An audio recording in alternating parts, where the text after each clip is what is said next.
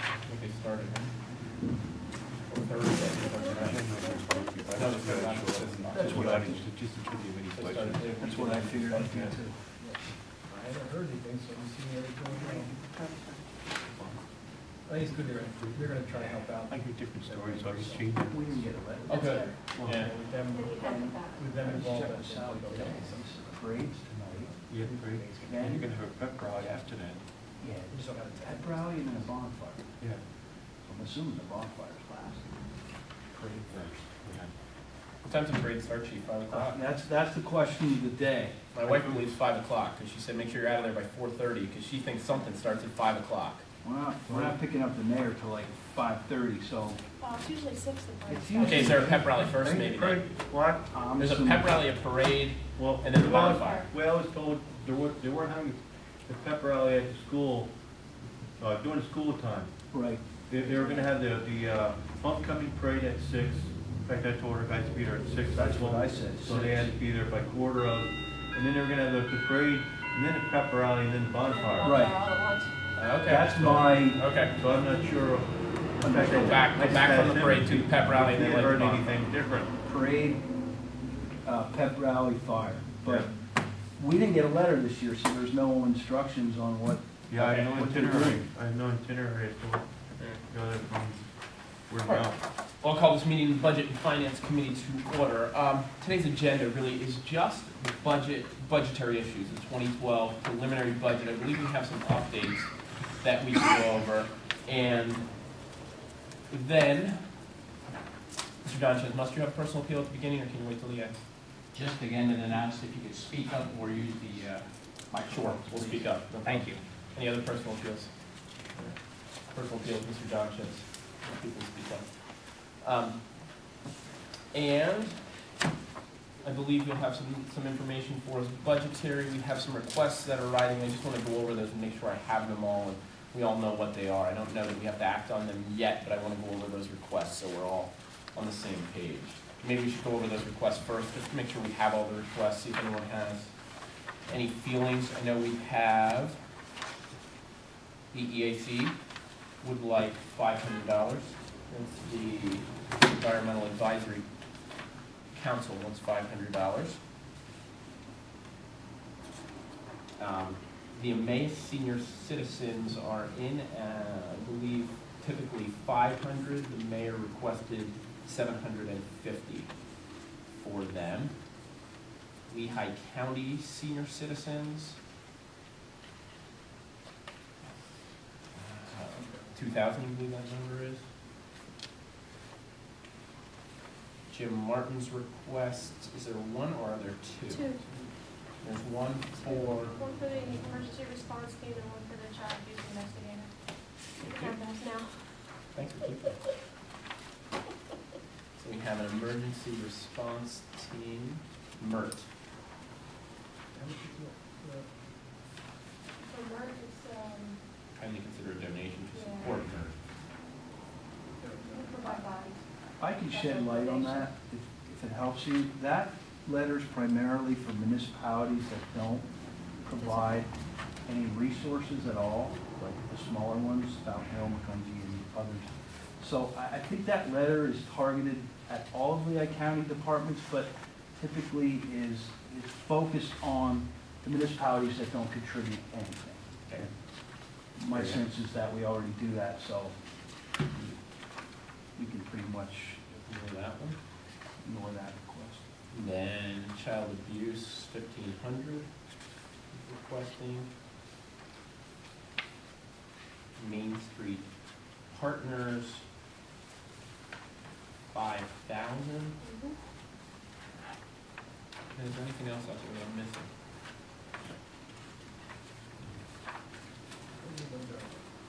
Okay. Haven't seen a library request yet? Can council vote on the one with the, what was that, animal? Peaceable Kingdom, yes, I believe we, Council voted. remember that for the feral cats, they wanted money? I think we denied that one, I think that one was denied. I believe you're correct. I believe that's all I have. You haven't seen a library request yet? Funding? No, I just got a copy of the proposed budget for next year. Okay. or I got the, no, I think the county budget, I got the minutes from their last board meeting at which they approved the budget for next year, so just get that. So,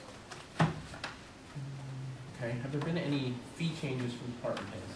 I know Mr. Clapper, Red Tag, had a request to change the Red Tag fees. Yeah, but he's okay with the 30 that we The 30 for the charge first now, time, but then but the he wants second. the second one increased to 50. I think. I think you're correct, I think that's the way I read it, I know I have this one. Subsequent Red Tag should be increased to 50, okay? We'll just let that ride until we have any other fee requests for changes. We'll have a couple forthcoming just for the record. Very good, thank you, Chief. yeah, Jeff has a couple of ones. Good. Has Jim been made aware that we want to revise this? Good. He has one. Okay, good. Once we have all that, we can deal with all of that. Anything else that we can quickly and simply deal with before we go into our budget?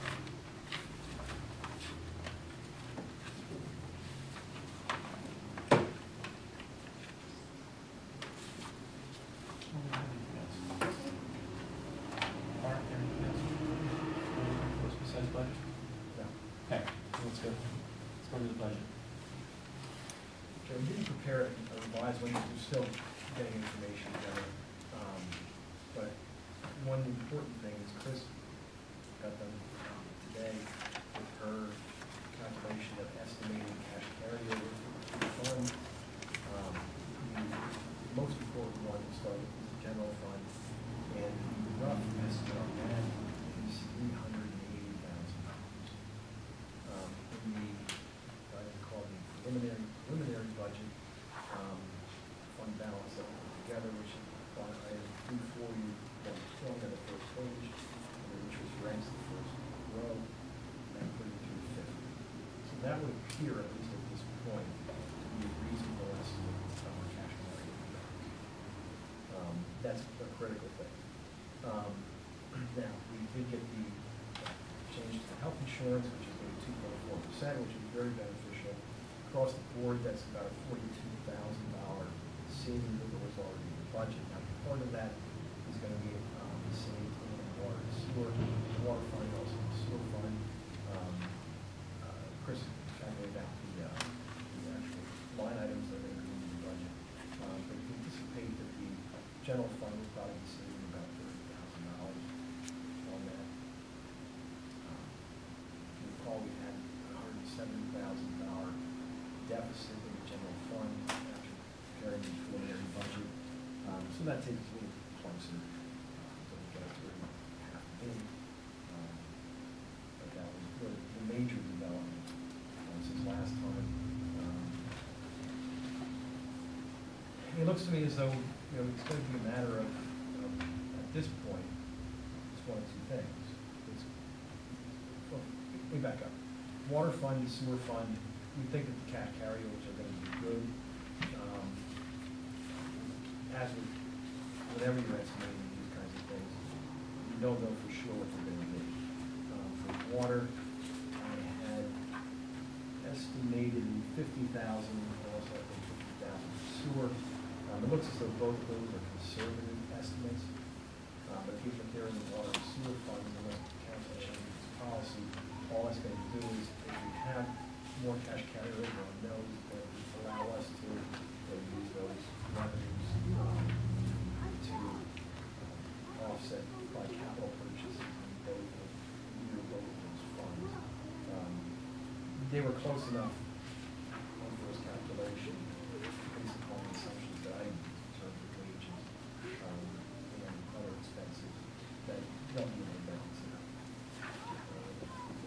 That's what it is. So I believe that what we're talking about is looking at the general fund and figuring out ways from the general fund to cut expenses or to reduce numbers. And we still do like 100,000, a little more. I think I can find 100,000, 112,000. Before we move forward from that number, three items I did mention at last council meeting. You said that there is a buffer for the work comp premiums to cover deductibles, arbitration expense for next year. that what we have to do, is just that we go, is expense.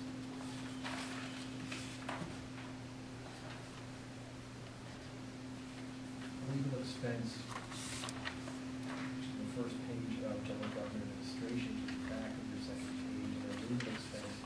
What we found is that there are two lines in the legal expense. One is the legal services for 14, which is the solicitor.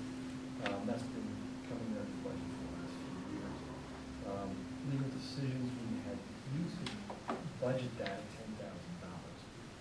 One of the main reasons that was done at 10 because on our liability insurance policies, we have a $10,000 deductible that is payable towards the resolution or order, which is a attorney's fee. That would be responsible for some grant attorney's fees. So if you had one lawsuit, let's say that goes to court and the insurance carrier has a counsel, you have a 10 grand in the budget. That's why it's either zero or close to zero for most of the years. Last year, we reduced it down to 5,000 because historically, this is 2008, we didn't have much of any expenditure there. So if we would anticipate any lawsuits next year, by law, it would be 10,000 a year to plan for that, which would then be 5,000 over what was there already. And then if council wanted to budget for arbitration expenses, we anticipated including the attorney's fees and possibly expert witness fees. Council can set a number for that and add that on to the 10 that we have in the budget for witness.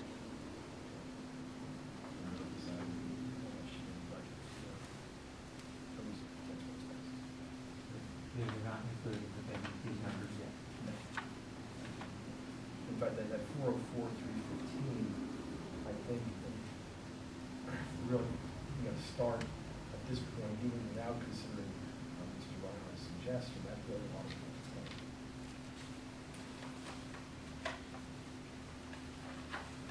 And one other area I asked about 10 desk, but when I look at the refunds, look at page 19 and see the zero there. I just handle that on the, it's going to be a credit, not a refund. It's going to be a credit because it really affects the amount of money collected in this general revenue. So the revenue is a little less than it could be.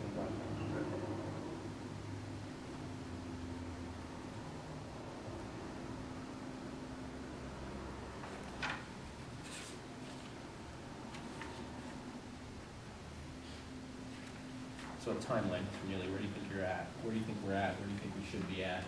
What I really think that council has to do at this point is talk in a general sense about what, in a more general sense, these numbers are, it turns out these numbers are pretty darn good. Okay? What we know for sure is you're talking about under the current assumptions, again, if you go back to my preliminary budget memorandum, it talks about what those assumptions are. Wages, healthcare, those kind of things. If you go on those assumptions, which are consistent with what we've done in prior years, and that assumes a cash value over 250, which turns out to be relatively accurate, how are we going to try to balance this budget? And when we talk about over $125,000, it's a matter of cutting something in order to reach a number that balances the budget or raising revenue one way or another.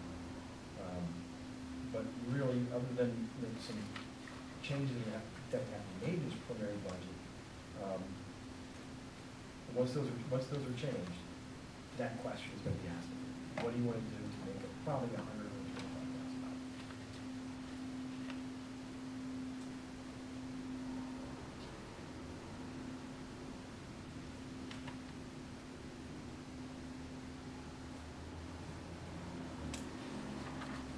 Recommendations, anyone?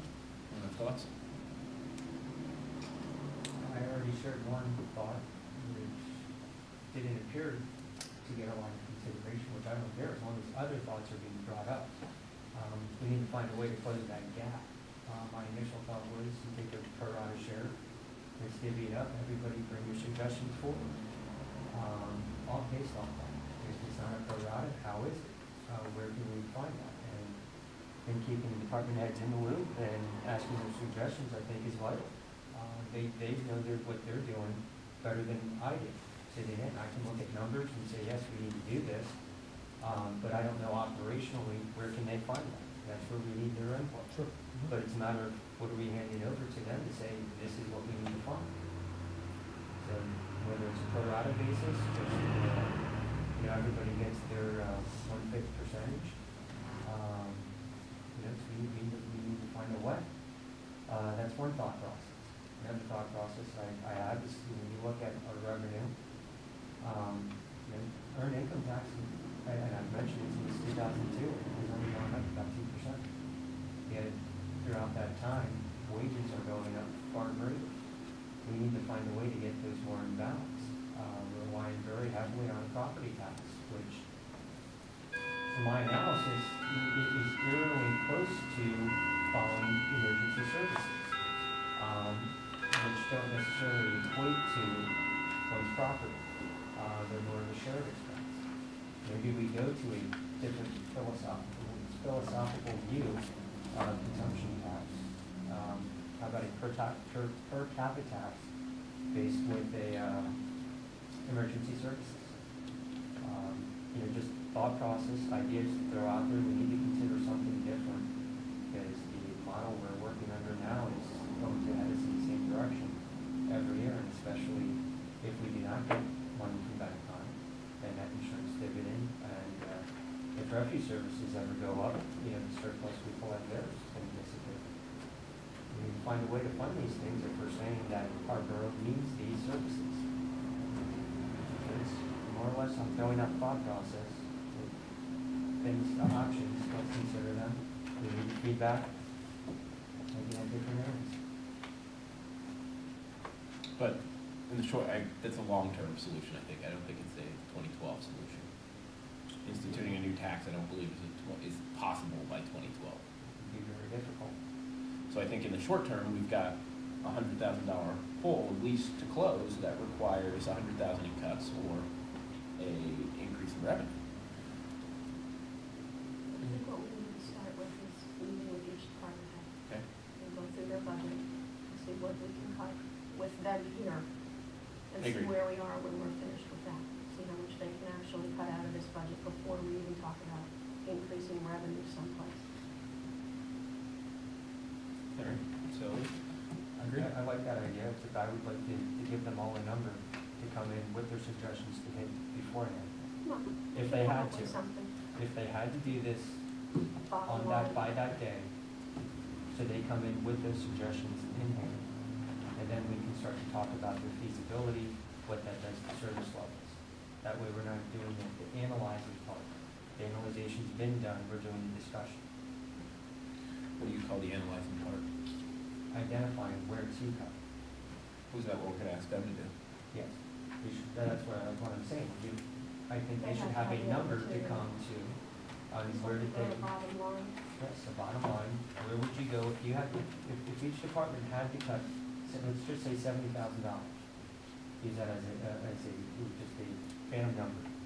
If they had to do that, where would they go so that they don't impact service, where they feel they'll get the most value in providing services still to the borough?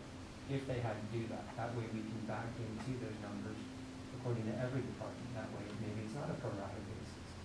Maybe it is, okay, we see one area, we can do this, it's not gonna adversely affect the services to the borough as much as doing something greater here and lesser over here. But that way the analyzation is done, we can now have the discussion about the feasibility of this.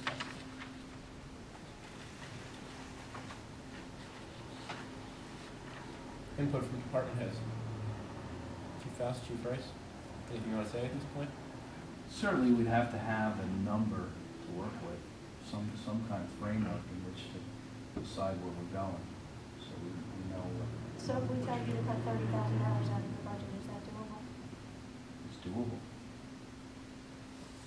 It might be doable in your budget, but it might not be It might doable be in doable. Jim's It might- budget. Right. It wouldn't be doable in my budget, no, unfortunately.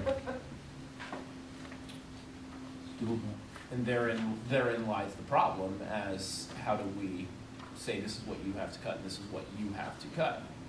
Well, I think And- at this and- point, I think we need them to go to their budgets and look at everything and say, this is what I can do without next year. And have them come back to us with the figures. Because I don't think it's fair I agree. that we give them a figure to shoot for when it's not gonna be fair across the board for all departments. Sure, because if we say that to one department, they may be able to cut something. I mean, Chief, you may be able to cut something that won't impact your department, whereas Chief Rice, if we tell you have to cut $70,000, he may be cutting himself and his entire staff. I mean, he may be at the point where there's no That's staff. because of my budget. Right. I think it would be foolish to say you're not gonna impact something Absolutely. with cuts. Right. That's just, you're gonna cut something, that means something's gonna suffer. So there's gonna be an impact. It comes down to what the priorities of that impact would be at the end of the day. I think department heads can give you options, but then collectively you have to say, do we wanna do without this service or that service? I think that's gotta be part of the equation. We can give you options of what to cut, there will be an impact. More than likely, a service is going to be cut. Let's just use, for example, the position in Phil, the downtown police officer, is $21,000, but there will be an impact. You will hear from the merchants in the business district in the Main Street program. You will hear from them, so there'll be an impact if you don't fill it.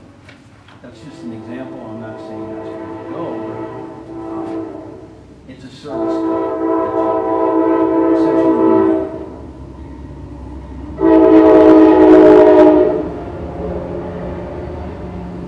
And after that, you can look at things like overtime, trimming it as tight as you can, with the caveat that unforeseen circumstances. If you read the paper this week, what happens when a major incident happens, it creates overtime. That's something I can't predict, or no one else can. So it's not a guaranteed cut, but I hope to have a good year where we can cut overtime some more. That would be an area that would be another recommendation.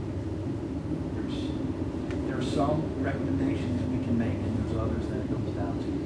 This is going to be a service that's going to go away. My only fear, Chief, is that I know you'll do it for us. I know if I say to you, this is what you have to cut, you'll cut that. Right. And the mentality of all department heads may not be the same. Right. So I don't want you to, you came in last year and cut well beyond anyone else.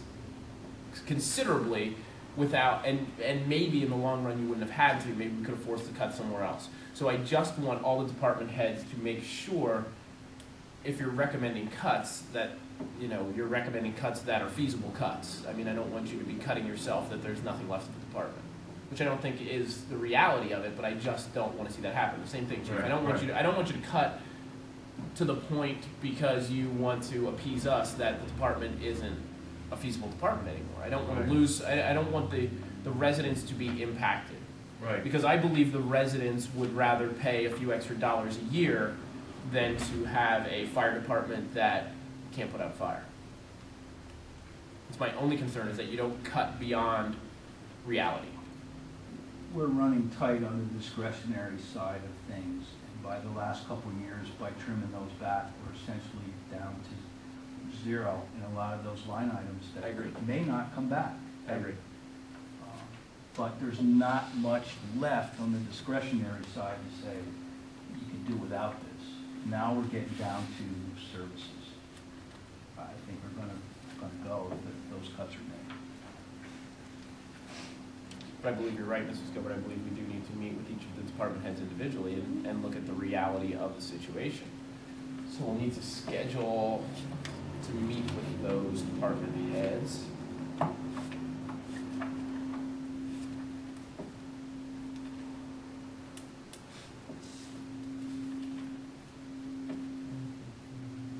Mr. Greeley, does it need to be advertised meetings?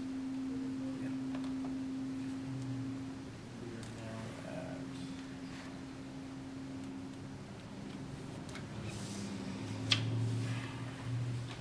20th, they could be advertised in next Wednesday's paper. So they could be anytime after next Wednesday.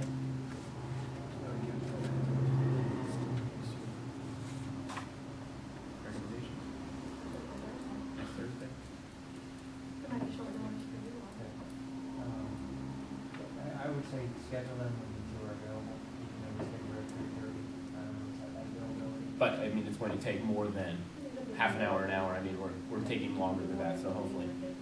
I guess then we'll have to schedule for next Thursday afternoon at 3:30. At that point, I'll have their advisor. Okay. Chiefs, they'll work for you next Thursday, somewhere between 3:30 and 5 o'clock? We'll make, Yeah. Not that it impacts, I don't think it impacts us for anything, trick or treat, right? it is, it is. I want to just make comments. As long as, one second, if you don't mind. As long as we get out of here by 5, I think we're all right. Trick or treat starts at 6. Does that affect you guys in any way, shape, or form? We have, you know, I don't have to go out for it, but we have extra. I have to go out for it. Yeah. Bar has to go out for it. Parents, It's important in our lives. I'm not even gonna go with costume here, no. we gotta be visible, so we have to be out, yeah. So we'll make it between 3:30 and 5, and we'll leave this room by 5 o'clock, so everyone can be a part of it. And you want What some, can you cut? Yeah. and also the fee schedule, you want Yes. that? If you could have fees, yes, if you have recommendations about the fee schedule, Okay. if you could, Ms. Manila, just get them an email, here's the hole we're in here, you know, we want to know what you can cut, and what services will be affected by those cuts. I mean, reasonably, you could cut half your department, but you'd have half the police department. So, you know, whatever you say can be cut, please make sure you tie what services will be affected by it, so we can really analyze what the residents lose by those cuts, because I think that's the important part of it. Thank you. Go ahead. Just remember that there's an unfunded amount in capital of $100,000, something to that effect.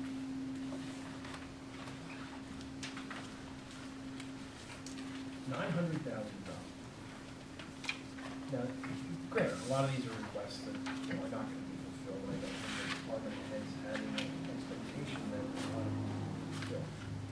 But by focusing on the general fund, and if the focus is to simply balance that general fund in its current state, you will have Zero at the capital. most $80,000 in capital From the general and authority. and that's it. That's it, completely correct. So, I just want to put that in perspective. Now, or in response to what you say about that our budget, the way it's structured or something like that is broken, what you have to realize is that the borough is governed by the borough code. And the borough's authority to tax and to raise revenue is governed by two things. It's governed by the borough code, and it's governed by Act, I think it's 511, it's the local tax enabling act, which specifically states the mechanisms by which we can raise revenue. When you go to the borough code, under Article 13, taxation and finance, everything there is a tax on real estate. The revenue generation by taxation and finance is simply by the borough code by doing it with taxing real estate. Now, there is the authority to collect revenues from water and sewer, which is really not finding that information within that famous music memorandum. Then you can go to Act 511, I think it's 511, Local Tax Enabling Act. Google Local Tax Enabling Act, you'll get there. There are certain taxes that are permitted. We're already collecting taxes pursuant to Local Tax Enabling Act, and there are limitations of some of them, such as the local services tax, the per capita tax, being able to collect privilege tax, which can't be gross receipts tax anymore, it has to be flat fee. So there are only defined methods by which the borough can raise revenue on those two things. One the act, the other one the borough code. So it's trying to find a way to fund the borough operations via those mechanisms that the General Assembly has authorized us to use. We could try to be as creative as we want to. And the most creative I could be was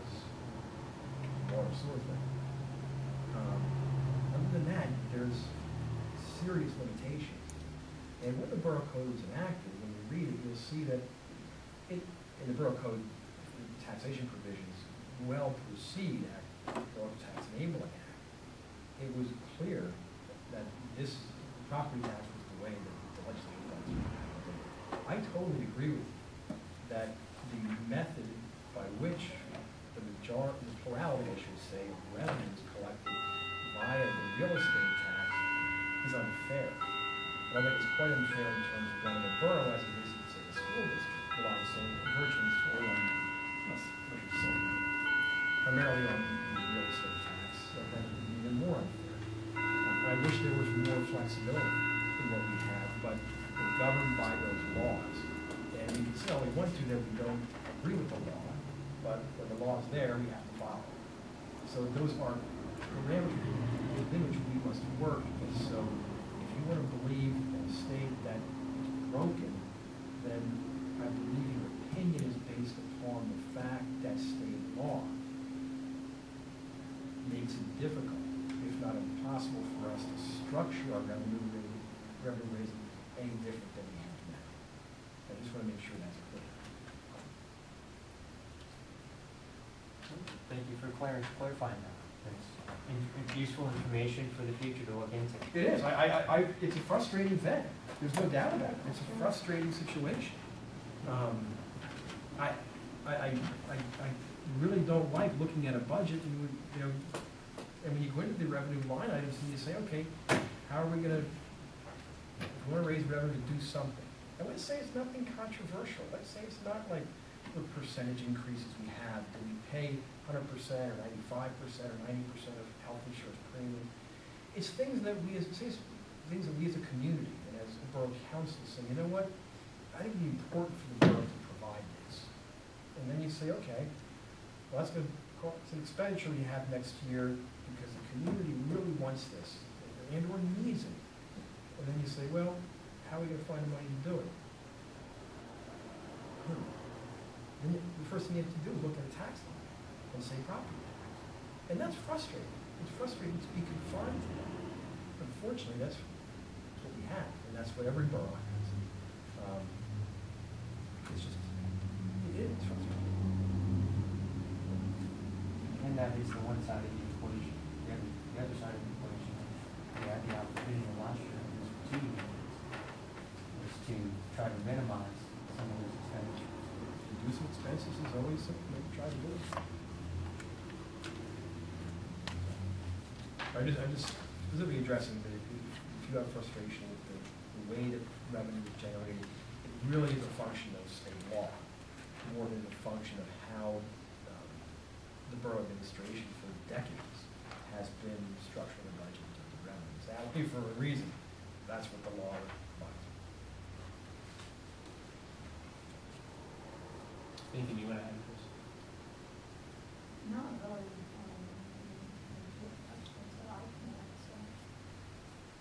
Anybody else?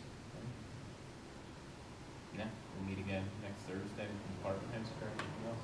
And you'll have, you should, I'm going to try to get some numbers reworked so you have a copy of another preliminary type budget in the package. That's only copy 3. In the package tomorrow. That way you'll have it for the weekend. That'd be good. That'd be good, so we can look at it.